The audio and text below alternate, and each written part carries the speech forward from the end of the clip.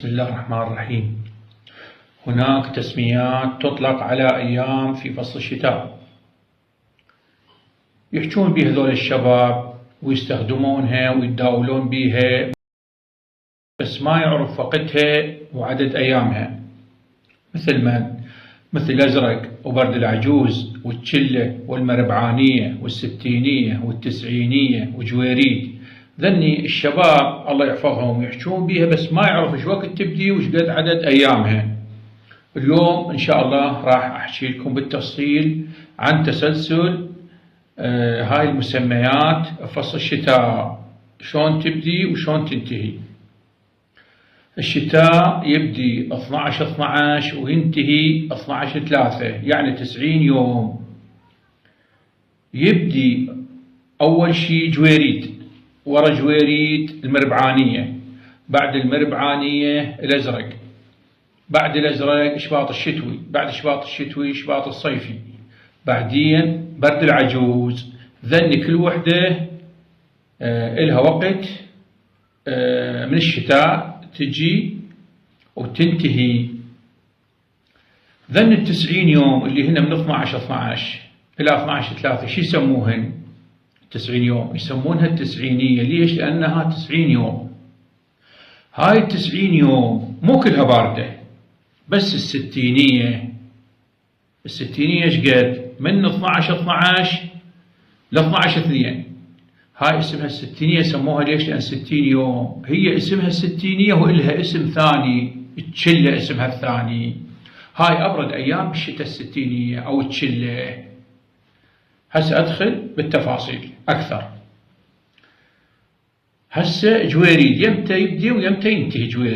جويريد يبدي يوم 12/12 وينتهي يوم 19/12. ايش قد مدته؟ مدته 7 أيام. بعد جويريد اللي هو 7 أيام تبدي المربعانية من يوم 20/12 إلى يوم 19/1. ايش قد مدتها؟ مدتها 40 يوم. هاي أيضا باردة، المربعانية باردة، بردها شديد. ليش سموها المربعانية؟ لأنها 40 يوم. هسه وين وصلنا؟ للمسمى الثالث اللي هو الأزرق. بعد المربعانية يجينا أيام باردة نسميها الأزرق. الأزرق ايش قد؟ 7 أيام. يبدي يوم 20/1 وينتهي يوم 27/1. هذا برد الأزرق. هذا شنو برد الأزرق؟ هذا أبرد 7 أيام بالسنة. الجاموس كل أيام السنة يدخل الماء ويسبح بالماء، لكن بذن ال7 أيام اللي نسميه الأزرق ما يدخل. ليش؟ بسبب شدة البرودة، يصير جسمه أزرق ويموت إذا دخل للماء. هسه خلصنا من الأزرق اللي هو 7 أيام. يوم 28 إلى يوم 4 أو إلى يوم 5 بعد الأزرق شباط الشتوي، أيضا مدته 7 أيام وأيام باردة. بعد شباط الشتوي من يوم 5 إلى يوم 12، من يوم 5/2 إلى 12/2 أيام أقل برد. بردها مو كلش، يعني مو باردة كلش. من 5/2 إلى 12/2 هذا الأسبوع شو يسمونه؟ يسمونه شباط الصيفي، اللي نقول عليه الشبطت واللبطت. أيام الصيف سابقاتك أو غالباتك، هذا أقل برودة.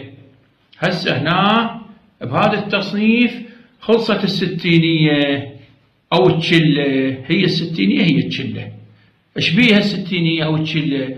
بيها جويريد وبيها المربعانية وبيها الأزرق وبيها شباط الشتوي وشباط الصيفي.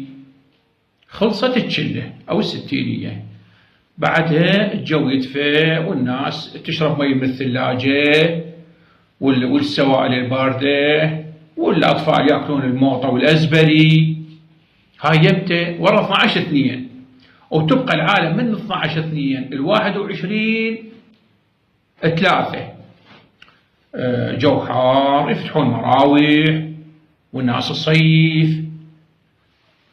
يوم 21/3 اللي هو الدخول أعياد نيروز، دخول السنة الفارسية، تجينا بردة اسمها بردة العجوز. بردة العجوز هاي ايش قد موعدها؟ شو وقت موعدها؟ موعدها وين الدخول اللي هو يوم 21/3، أيام شديدة البرد، ترجع الناس تتغطى بالبطانيات وتترك المي البارد والسوائل الباردة والعصائر كلها تتركها. هذا شو اسمه؟ اسمه برد العجوز. هسه هذا الشتاء 3 شهور، يبدأ من 12 وينتهي 12/3.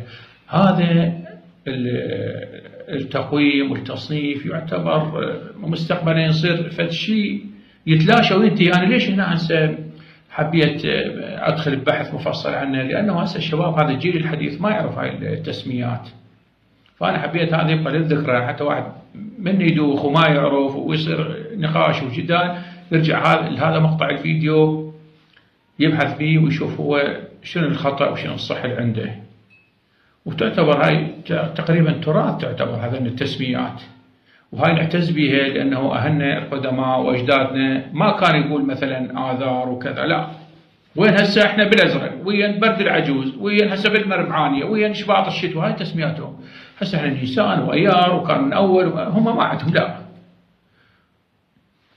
فهذا يعتبر من التراث. والسلام عليكم ورحمة الله وبركاته.